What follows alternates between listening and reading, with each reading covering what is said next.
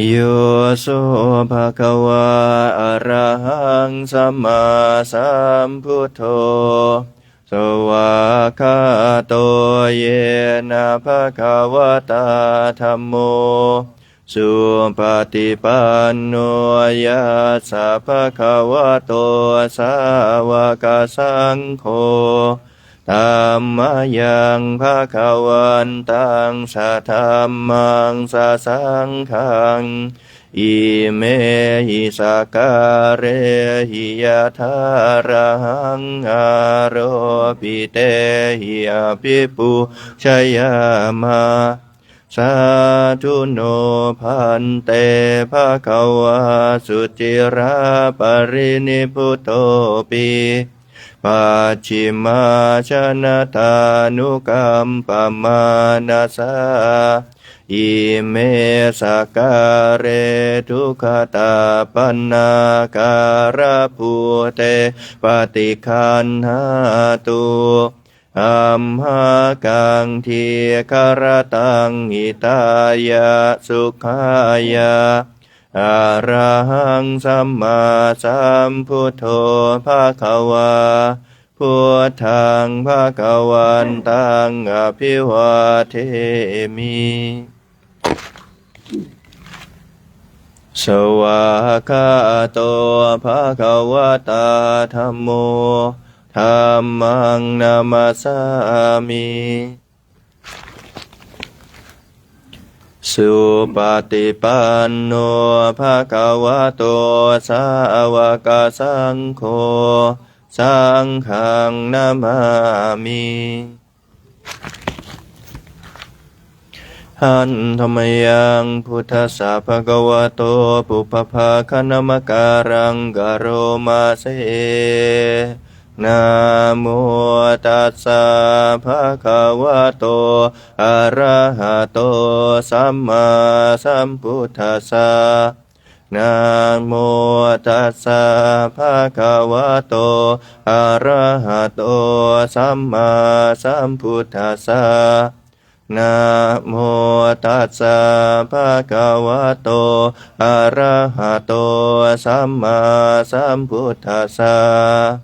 อันนามยังพุทธานุสติธัมมานุสติสังฆานุสตินายังกโรมาเสอิติปิโสภะคะวะอะระหังสัมมาสัมพุทโธวิชชาจารณะสัมปันโนสุขโตโลกวิทูอนุตตรปุริสธรรมสารถิสัทธาเทวมนุสานังพุทโธภคะวะติสวากขาโตภะคะวะตาธัมโมสันทิฏฐิโกอากาลิโกเอหิปัสสิโกโอปนัยยิโกปัจจตังเวทิตาโพวินโยหิติสุปฏิปันโนภะคะวะโตสาวกสังโฆอุชุปฏิปันโนภะคะวะโตสาวกสังโฆยายาปฏิปันโนภะคะวะโตสาวกสังโฆสามีจิปฏิปันโนภะคะวะโตสาวกสังโฆยะทิทังจัตตาริปุริสายุคานิอาคาปุริสาปุคคลาเอสะภะคะวะโตสาวกสังโฆอาหุนายโยภาหุนายโยทักกินายโยอัญชลีการณิโยอนุตตรังปุญญาเขตังโลกัสสติพาหุงสหสมปิเนมิตาสาวุทันตาโก กริเมฆารังอุทิตาโกราสเสนมารังธานาทิธรรมวิธินาชิตาวามุนินโททันเตชะสาภาวตุเตชัยมังคลานิมาราติเรกัมมพิโยจิตาสัพพราติงโหรัมปนาลวะกัมมะกัมมทัตถยักขังขันติสุทันตวิธินาชิตาวามุนินโททันเตชะสาภาวตุเตชัยมังคลานินาลาคิริงคาชาวราอติมาตาภูตังทาวากิจักกมสเนียวสุธารุนันตังเมตตามภูเสกวิธินาชิตาวามุนินโททันเตชะสาภาวตุเตชัยมังคลานิ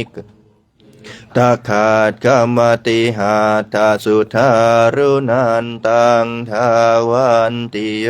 ชันนปะทังกุลิมาลวันตาอิทิปิสังขตมโนชิตาวามุนินโทตันเตชะสาภาวตุเตชัยมังคลานิกาตวานากาธมุทาราอิวะคาปินิยาจินจายาทุทวจนะชนะกายมัจเจสันเตนะโสมาวิทินาชิตาวามุนินโทตันเตชะสาภาวตุเตชัยมังคลานิสัจจวิหายมติสัจจกวาทะเกตุงวาทาพิโรปิตมนังอติอันทภูตังปัญญากทิปัจฉลิโตชิตาวามุนินโทตันเตชะสาภาวตุเตชัยมังคลานินันโทปนันทภูชกังวิพุทังมหิตติปุเตนะเทระบุจเกนะธรรมาปยันโตอิทุปเทสวิธินาชิตาวามุนินโทตันเตชะสาภาวตุเตชัยมังคลานิทุกขาหาทิติปุจเกนะสุทาหาทังพระมังวิสุทธิชุติเมทิภกาพิธานังญาณาคาเทนาวิธินาชิตาวามุนินโทตันเตชะสาภาวตุเตชัยมังเอตาปิพุทธชัยมังคลาอัตถคาทายโยวาจโนทินาทิเนสารเตมัทันทีอิตวานะเนกวิวิธานิจุปัฏฐวานิโมกขังสุขังอธิคามายานโรสัพพัญโยมหาการุณิโกนาโถสัพพปานินางปุเร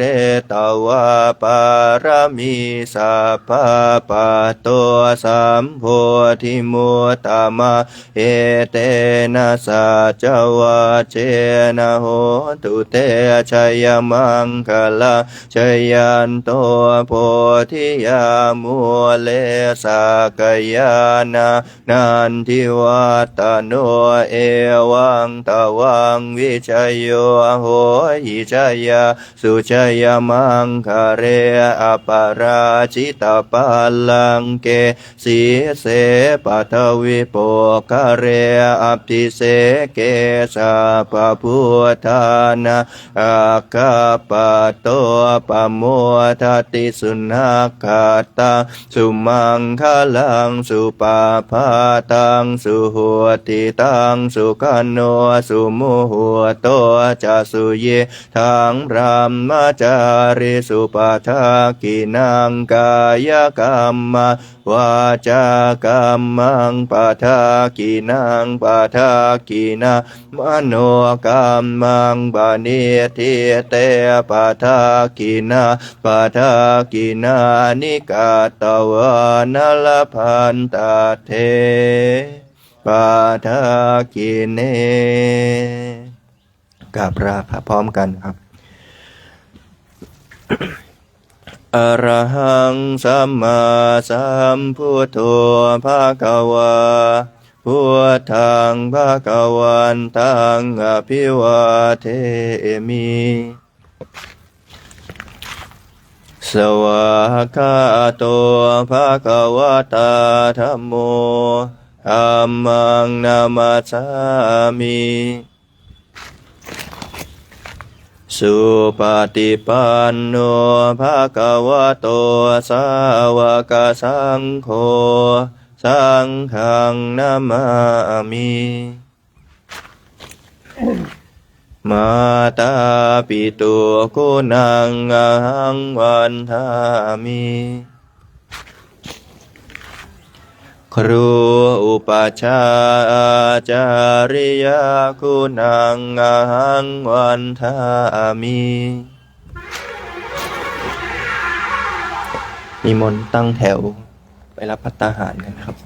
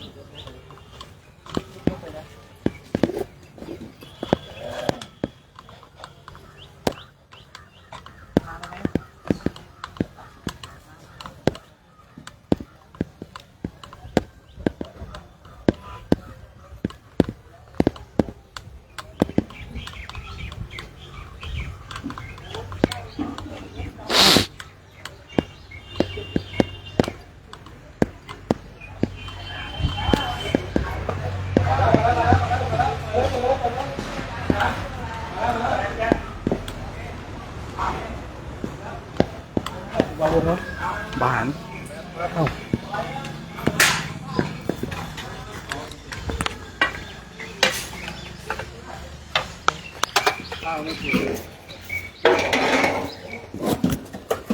ข้าวนี่ไปไหนเนี่ยไปแล้วไปทั้งหมดเลยเดี๋ยวเอายกวันนี้ก็เป็นอีกวันหนึ่งญาติโยมจะได้มาร่วมกันอนุโมทนาบุญในช่วงภาคเช้าของวันนี้เช้าของวันนี้คณะพระสุสงฆ์ก็จะได้ฉันภัตตาหารกันภัตตาหารในช่วงภาคเช้าก่อนออกเดินทางพลังทางกายต้องอาศัยข้าวน้ำโภชนาอาหารผู้ให้ข้าวน้ำโภชนาอาหารขึ้นชื่อว่าผู้ขึ้นชื่อว่าให้กำลังถ้าอยากมีกำลังต้องให้ข้าวน้ำโภชนาอาหารกำลังที่ได้เพื่อที่จะขับเคลื่อนไปสู่ทิศทางที่ดีเนาะบางคนมีกำลังใช้กำลังทิศทางที่ผิดแต่บางคนมีกำลังก็ใช้ในทิศทางที่ถูกพระสงฆ์องค์เจ้าของเราเองก็มีกำลังช่วงนี้ก็มาภาคเพียรภาวนามาฝึกฝนมาอบรมมาบ่มนิสัยกันเพราะว่าถ้าเราไม่ถวายข้าวน้ำโภชนาอาหารเนี่ยพระท่านก็ไม่มีแรงอย่างแน่นอนนะก็ต้องอาศัยข้าวน้ำโภชนาอาหารเป็นตัวขับเคลื่อนไปญาติโยมก็ให้เป็นส่วนหนึ่งส่วนร่วมทั้งส่วนหนึ่งและส่วนร่วมเลยเนาะในการขับเคลื่อนไปสู่ในทิศทางที่ดีเนาะญาติโยมตอนนี้ก็คณะพระสุสงฆ์ท่านก็กำลัง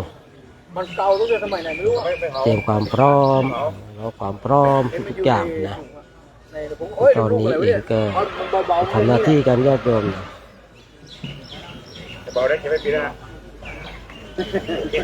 มันตั้งแต่สมัยไหนไม่รู้ คนพ่อยัง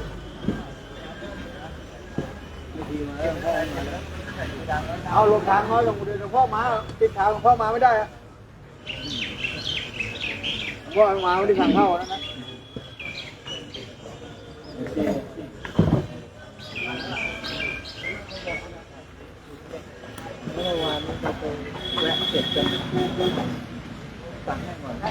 ได้เลยครับได้เลยครับ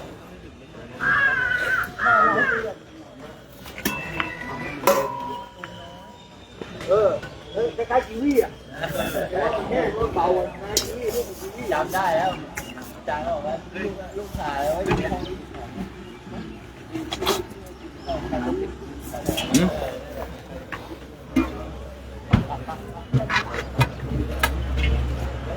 แสดงว่ามึงของปีก่อน ไอ้ยัง ไอ้ลูกเนี่ยผมเห็นอยู่ในห้องมันห้องเจ้าตกลงดีเลยป่ะมีของแรงนะ แรงนะ ต้องภาพไม่แรงได้ไง เนี่ย ตลกมีหม้อเนี่ย ได้ตั้งชื่อแรงของแรงนี่เลยเอาเสียงไม่ค่อยมีว่าเฮ้ยมีของแรงด้วยนะไก่ มันเป็นธาตุไม่ได้เป็นกายของธาตุจากธรรมชาติจำลายมันเป็นไปตามธรรมชาติเป็นปัจจุบันนึกว่าเห็ดเหมือนเห็ดของแล้วของอ๋อเอาตังค์ให้นะ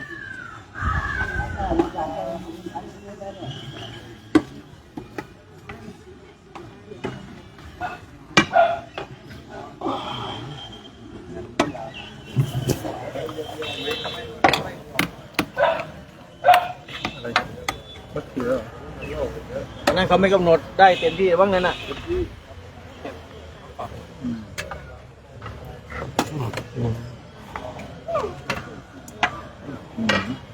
มันเหล็กแข็งแท้โอ้เอาแล้ว อันนี้ปลาบ้านเราบ้านเรา นี่ มาแล้วครับพ่อเมื่อวานนี้ไปกัน ไม่ใช่อย่าไปผ่านให้มันผ่านในที่ต้นดอกแดงๆเชียวนะมันเป็นอย่างนี้ จอดรถทันทีเลยนะ ผลลัพธ์มันจะเป็นอย่างนี้ เขาช่วยเขย่าต้นให้ด้วยไม่ใช่เหรอเนี่ยต้องบอกแค่ด้วยว่าห้ามขึ้นเด็ดขาดนะให้เก็บข้างล่างห้ามปีนเนี่ยฮะปีนนี้ต้นนี้เลยปีนเข้าไปเก็บไม่ได้ ไอ้โน่นแคกอยู่นู่นมันก็ชอบใจนี่กัน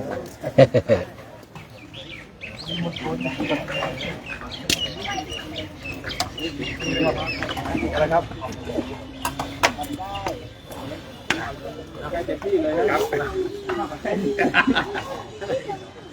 มันท้าจังเลยนะ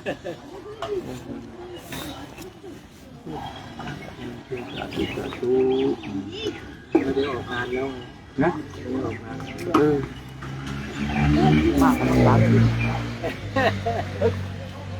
สบายดีป่ะนะครับสบายดีป่ะสบายดีครับ ตอนนี้ญาติโยมก็อนุโมทนาบุญกันนะโมทนาโน่นหาโน่นหาโน่น ไปขายอยู่นะ เอ้ยพ่อเลี้ยงจำครัวอยู่ทั้ง2 รูป 3 รูปแม่เลี้ยงมีทั้งสายคนญาติโยมก็โมทนาบุญกันเด้อนะที่ชมไลฟ์สดอยู่ทางบ้านกันตอนนี้ก็คณะพระสงฆ์ท่านก็กำลังพิจารณาอาหารกัน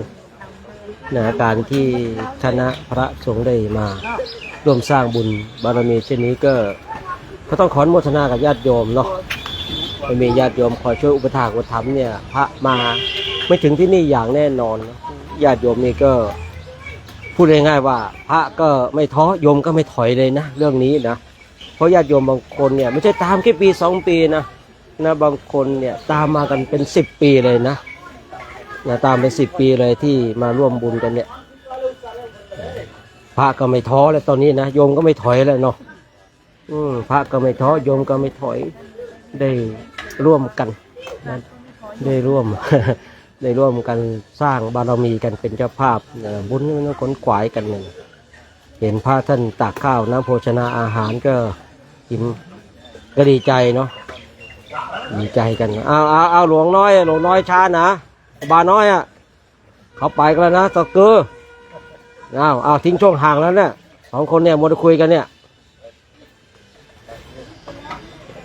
ญาติโยมเนาะนี่ก็รวมกันอนุโมทนาเดี๋ยวก็ไปร่วมกันรับพรอีกครั้งหนึ่งนะตอนนี้พระท่านก็กำลังตักอาหารกันก็เป็นช่วงเวลาแห่งสิ่งสำคัญเลยเนาะแต่ไม่ได้ฉันมือนี้ก็วันนี้ก็พลาดโอกาสแล้วญาติโยมพลาดโอกาสวันนี้ก็เลยมีโอกาสญาติโยมได้มาร่วมกันอนุโมทนาบุญทุกคนทุกท่านนะลูกใครหลานใครก็ดูเองก็แล้วกันเด้อนะไลฟ์สดญาติโยมบางทีก็มาดูลูกของตนเองหลานของตนเองพ่อของตนเองนะ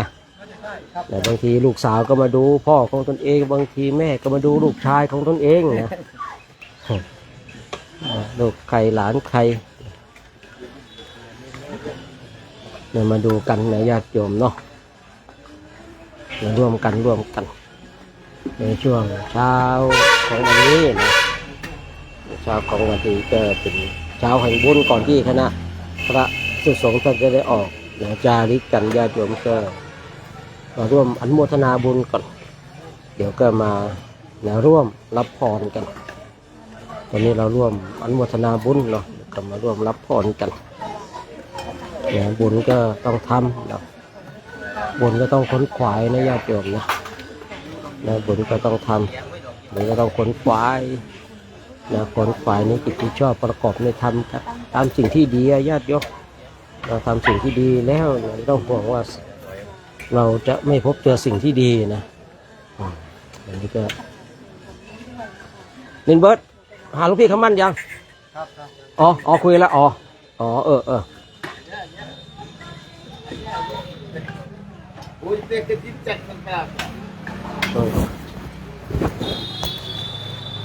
ไปญาติโยมเดี๋ยวเราตามไปทั้งโน้นดีกว่าเนาะญาติโยมตามไปรับพรกันเด้อญาติโยมก็ตามมารับพรกันนี่พาท่านก็ตักอาหารกันญาติโยมก็ตามมารับพรกันเด้อตามรับพรกันในช่วงภาคสายของวันนี้นะสายแก่ๆเลยนะ8 โมงกว่าญาติโยมก็นี่อำพักที่วัดมันก็เลยเป็นบรรยากาศแบบพระกลางเต็นท์กันแบบไม่ได้เป็นต้องเป็นแถวเพราะว่าพื้นที่เนี่ย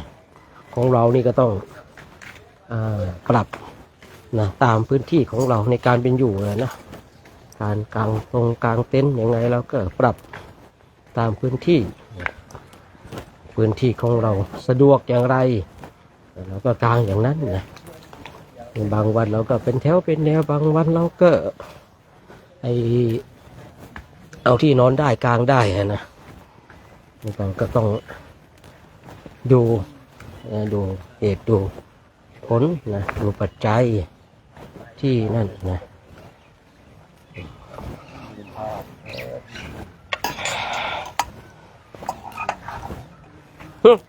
ใกล้ต้นกล้วยทุกทีกี้มาเช้ามาใช้ตรงนี้ก็เลยเลิกไปทางนู้นล่ะเขาขยับลูกเช้ามันตรงนู้นเนี่ยไปตรงนี้อย่างเงี้ยแปะยกระดับไปจ้าเราไปผมก็ว่า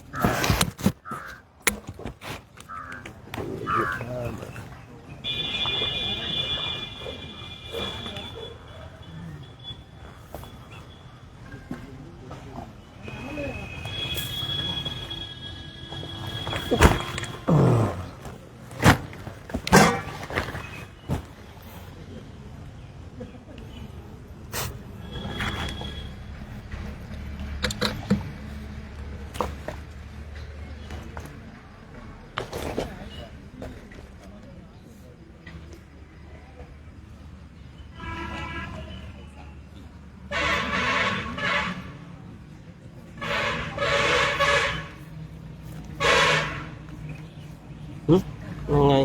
อาจารย์ครับมาเสร็จแล้วยังไม่ได้กลับ ครับผมสาธุนะสาธุนะ ไม่มีของมาฝากก็เลยถวายปัจจัยอาจารย์ครับ ขอบใจอะไรเนี่ย ไม่มีของมาฝาก ครับ พระอาจารย์ครับถวายให้พระอาจารย์แล้วแต่พระอาจารย์จะ ครับผมกับผมโมทนานะว่าปุ๋ยกลับไปใหม่แล้วกลับมาบุญกลับมานะกลับมาบ่อยๆกลับมาหาบ่อยๆก็แล้วกันนะอันนี้น่าไปน่ากลับบ่อยๆนะโมทนากับท่านบุญมีเนาะไปทำธุระเสร็จแล้วก็กลับมานะไม่มีอะไรมาฝากนะเอาปัจจัยมาฝากโอ้ดีใจเลยนะเกี่ยวสารพัดนึกนะโมทนานะก็กลัวจะมาไม่ทันวันนี้นะซึ่งวันนี้นะก็จะมีที่ระลึกของท่านบุญมีอยู่นะมีการอะไรนะประวัติศาสตร์ ประวัติศาสตร์ของวันนี้แหละนะคุณเจ้าเราเนาะก็ว่ากันไปเนาะในช่วงเช้าของวันนี้นะในเช้าของวันนี้เราก็ได้มาร่วมกันสร้างบารมีกันอีกวันหนึ่งโมทนาเนาะโมทนากับท่านบุญมีถวายจตุปัจจัยแล้วแต่จะไปใช้ซอยไปนะ2,000 บาทนะ2,000 บาทโมทนาสาธุการนะ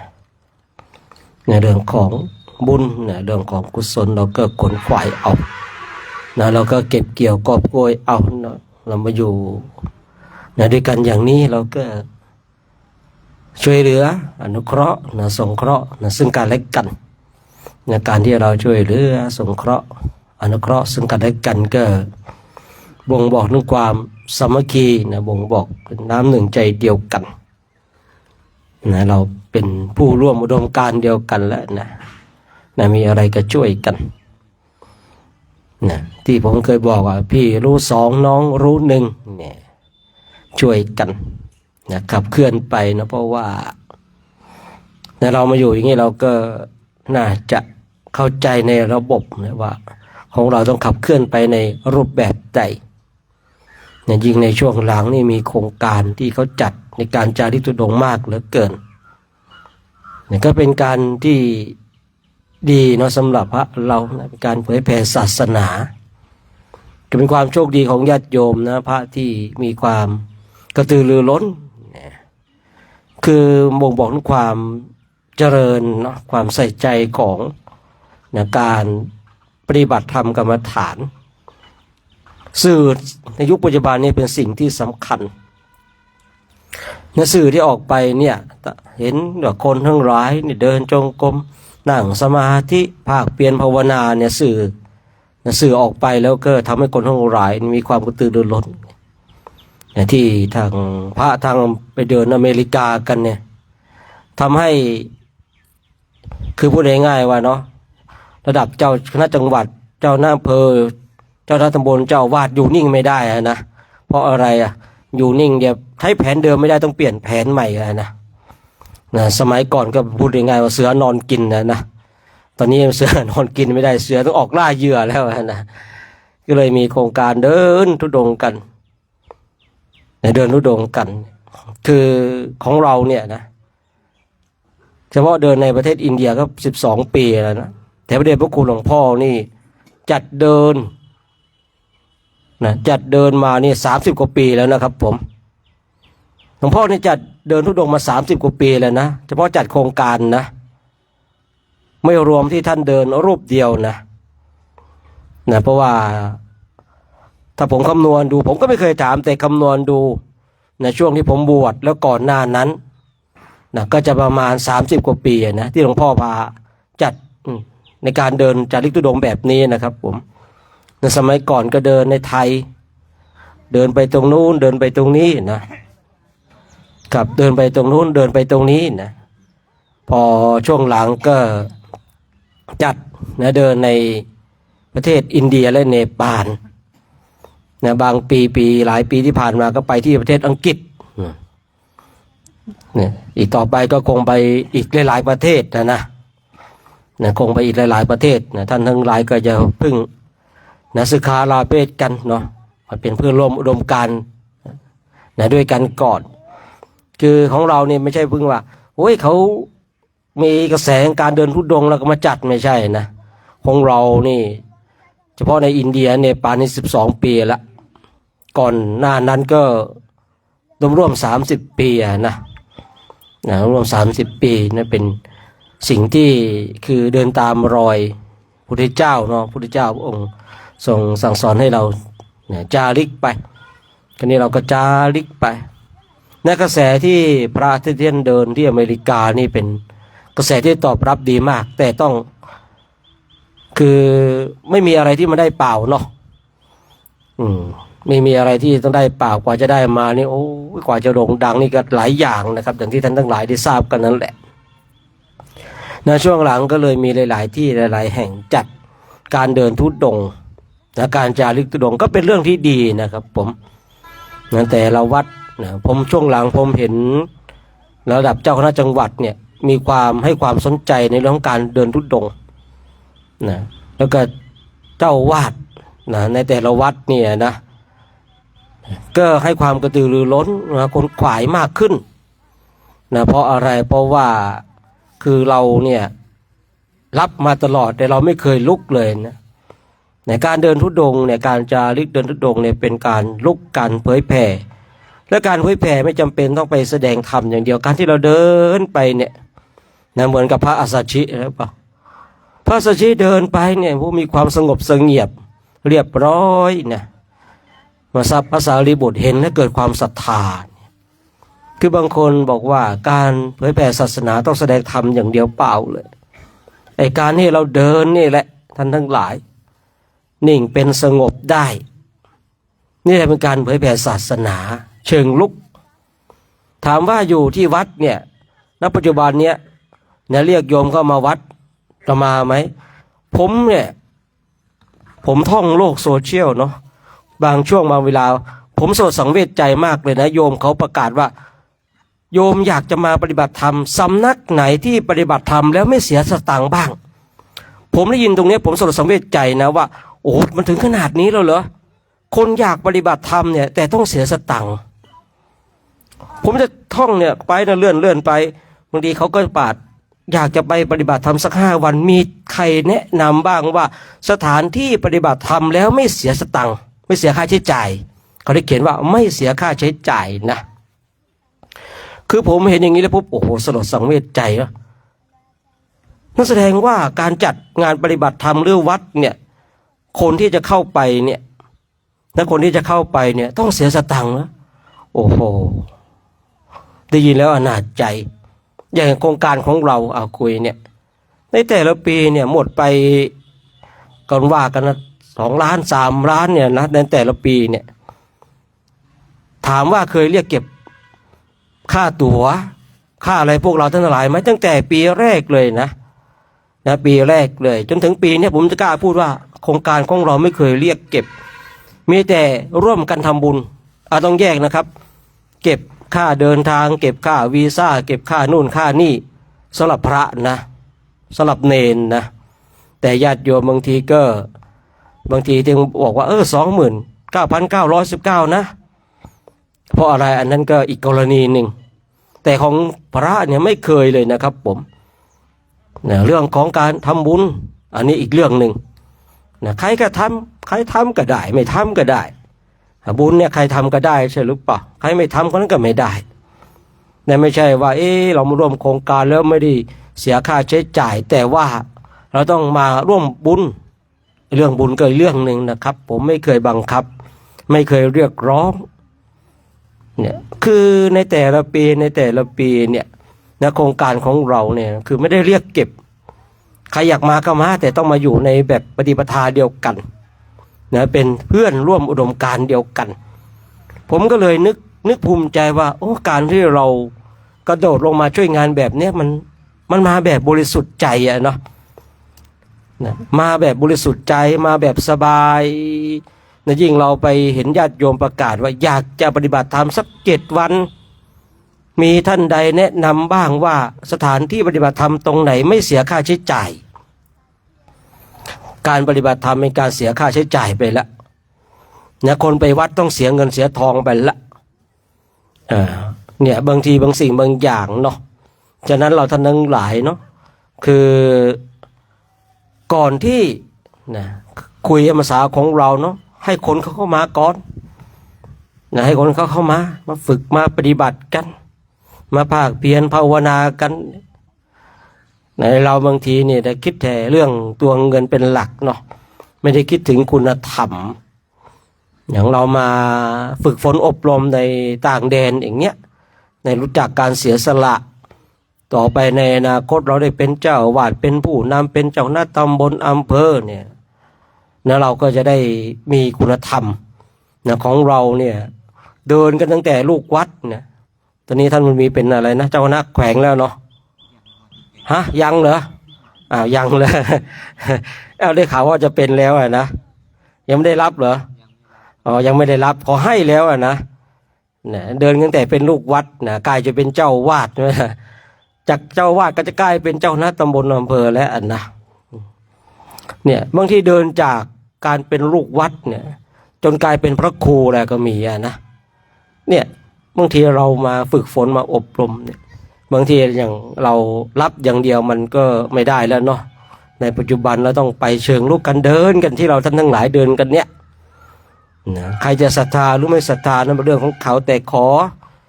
อย่างหนึ่งที่เราจะต้องมีคือเราศรัทธาตัวเองศรัทธาในการปฏิบัตินะศรัทธาในการภาคเพียรภาวนานะซึ่งเรามีกำลังนะเรามีแรงในการเดินเนี่ยสิ่งหนึ่งที่ขาดไม่ได้คือผู้ที่ถวายข้าวน้ำโภชนาอาหารและจตุปัจจัยนะเพื่อให้เรามีกำลังในการขับเคลื่อนไปนี่เรามาเดินอินเดียกันเนี่ยมีใครมาคอยใส่บาตรหรือเปล่ามีแต่แม่ครัวแล้วก็ญาติโยมที่โอนจตุปัจจัยมาร่วมเท่านั้นนี่คืออินเดียครับญาติโยมที่เลยได้ร่วมถวายข้าวน้ำโภชนาอาหารได้ร่วมทำข้าวน้ำโภชนาอาหารกับคณะพระสงฆ์ก็จะได้บุญเต็มฉะนั้นวันนี้ก็ต้องขออนุโมทนาสาธุการกับคณะญาติธรรมเนาะ Facebook สุขใจมาได้ทำแล้วก็พระคำมั่นนะพร้อมด้วยศรัทธาทางสปป.ลาวและต่างประเทศเนาะได้ร่วมกันเป็นเจ้าภาพแล้วก็คณะศรัทธาญาติโยมที่โอนจตุปัจจัยหรือว่าถวายจตุปัจจัยมาทางพระเดชพระคุณหลวงพ่อเนาะทุกๆคนนะได้ร่วมกันเป็นเจ้าภาพอาหารในเช้าของวันนี้ก็ขออนุโมทนาสาธุการเนาะบุญใดกุศลใดที่คณะพระภิกษุสงฆ์ได้กระทำก็ขอให้บุญนั้นกุศลนั้นจนนำพาให้ท่านเจ้าภาพทุกคนทุกท่านที่เอ่ยรายชื่อรายนามไปก็ดีหรือว่าไม่ได้เอ่ยรายชื่อรายนามไปก็ดีขอให้มีความสุขมีความสงบมีความร่มเย็นคิดสิ่งประการใดที่เป็นไปโดยชอบประกอบในธรรมแล้วก็ขอให้สิ่งนั้นจงสำเร็จ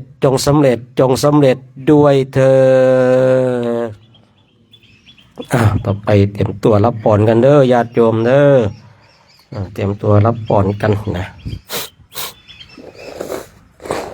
ญาติโยมมีน้ำกระยาดน้ำกรวดน้ำกันนะอุทิศบุญกุศลให้กับญาติของเราที่ล่วงลับไปแล้วให้มาร่วมบุญร่วมกุศลกันนะยะถาวะริวังหาปุราปาลิปุเรนติสาครังเอวะเมวะอิโตตินนางเปตานังอุปกปเตอิชิตังปัจจิตังตุมหังคิปะเมวัสสมิจันตุสเบปุเรนตุสังกปปาจันโทปนะระโสยถามณีโชติระโสยถาหาวิวาจันตุสาปาโลโควินาสตุมาเตภวัตวันตารายโยสุขิธิขายุโกภาวะอภิวาทนาสิเลสาเนียจาวัฏาปัจจายโนจัตตารโอธรรมวัฏาติอายุวันโนสุขัง